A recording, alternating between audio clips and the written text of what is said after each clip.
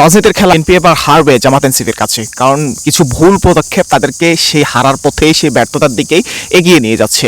প্রথমত যেই বিষয়টা তারা সবচেয়ে বেশি অবজ্ঞা করেছে সেটা হচ্ছে জুলাই সনদ। যে জুলাই সনদের কারণে শিলং সালাউদ্দিন আজকে বাংলাদেশে, যে জুলাই সনদের কারণে তারেক রহমান নির্বাসিত জীবন থেকে ফিরে এসে বাংলাদেশে নির্বাচন করতে পেরেছেন, একটা নির্বাচন হয়েছে, 17 বছরের একটা দানবীয় শাসনের অবসান হয়েছে।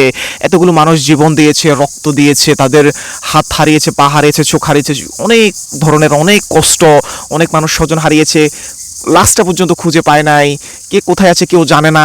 এমন পরিস্থিতির মধ্য দিয়ে যেই জুলাই আগস্ট প্রবর্তন হইল, জুলাই আগস্টের একটা অভ্যুত্থান হইল, সেই অভ্যুত্থানের জুলাই সনদকে যখন শিলং সালাউদ্দিনরা বাস্তবায়ন করতে না দেয়, তার মানে বিএনপি এটার মাধ্যমেই সবচেয়ে বড় বিপদের দিকে তারা নিজেদেরকে এগিয়ে নিয়ে গেল, যেটা তাদের পতনের জন্য, তাদের আনস্টেবল থাকার জন্য সবচেয়ে বেশি ভূমিকা রাখবে। কারণ যে মানুষগুলা চোখের সামনে তার ভাইকে, তার বোনকে, তার আত্মীয় স্বজনকে খুন হতে দেখেছে, তারা বিএনপির এই যে আওয়ামী লীগের সাথে আঁতাত, তাদের আওয়ামী লীগকে ফিরিয়ে আনা, জুলাই সনদ বাস্তবায়ন না করা, এটা তারা কখনোই মেনে নিবে না।